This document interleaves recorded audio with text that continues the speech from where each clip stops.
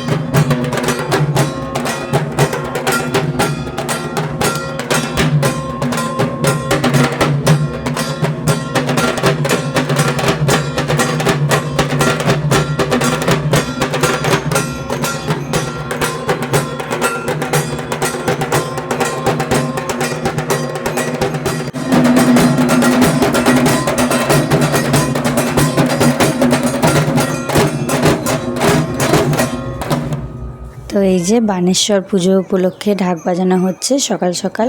ছেলে তো বেরিয়ে গেছে, ছেলে বেজায় খুশি। বাড়ি এসে তার আনন্দ ধরে না, তার টিকিও আমি খুঁজে পাচ্ছি না, শুধুও চারদিকে ঘুরে বেড়াচ্ছে। আর ঢাক পেয়েছে আর তো কথাই নেই।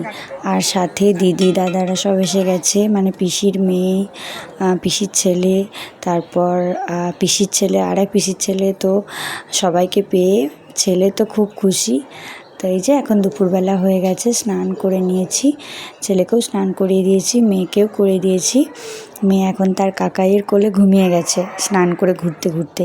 এখানে তো আমার কোনো মানে চাপ নেই, সারাদিন কেউ না কেউ ঠিক ঘুরিয়ে নিয়ে বেড়াচ্ছে আমার মেয়েকে, তো আমাকে নিতেই হচ্ছে না। আর এই যে দেখো ছেলে আখ খাচ্ছে, সব ভাই বোনেরা মিলে একসাথে।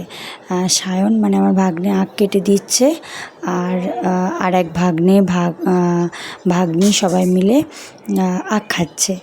তো বেশ ভালোই কেটে যাচ্ছে দিনকাল, খুব ভালো লাগছে। ভোট দিতে প্রথমে এসেছিলাম মায়ের বাড়িতে একবেলা থেকে, তারপর একবারে ধর্মরাজ পুজো উপলক্ষে শ্বশুরবাড়ি এসে গেছি। তো এখানে দু তিন দিন কাটিয়ে তারপর আর কি যাব, দুর্গাপুর ফিরবো। তো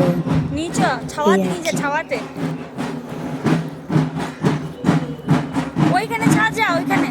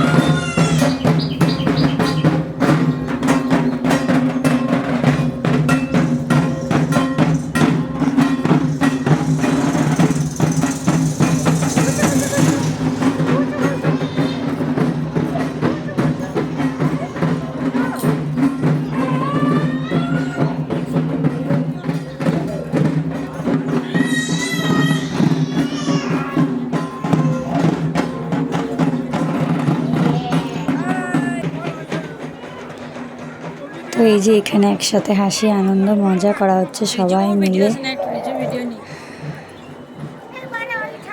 বানেশ্বর পুজো হচ্ছে এদিকে, আর এদিকে আমরা সবাই মিলে ঘোরাঘুরি করছি।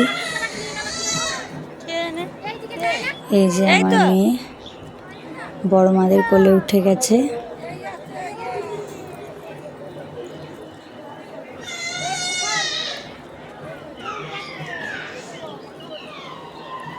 তোকে তো দেখতে পাচ্ছি না, কোথায় কোথায় ঘুরে বেড়াচ্ছিস তুই? এই যে আমার ছেলেটিকেও খুঁজে পাওয়া যাচ্ছে না, যেখানে হোক খেয়ে নিচ্ছে, যেখানে হোক ঢুকে যাচ্ছে, যা ইচ্ছে করছে। এই কদিনও মানে বাঁধন ছাড়া আর কি। ওকে আমি দেখতেই পাচ্ছি না। তো যাই হোক, সবার সাথে একসাথে মিলেমিশে থাকছে, খাচ্ছে, এটাই আমার মানে সবচেয়ে বড় আনন্দ। এই যে আমার হিরো বেরিয়ে গেছে স্নান করে, জামা কাপড় পরে বেরিয়ে গেছে। আর এই যে এইদিকে মেয়ের দিদি মানে আমার ননদের মেয়ে সবসময় আমার মেয়েকে নিয়ে রয়েছে, উষসী। তো চলো, ব্লগটা এখানেই এই পর্যন্তই রইলো। কেমন লাগলো অবশ্যই কমেন্ট করো। টাটা।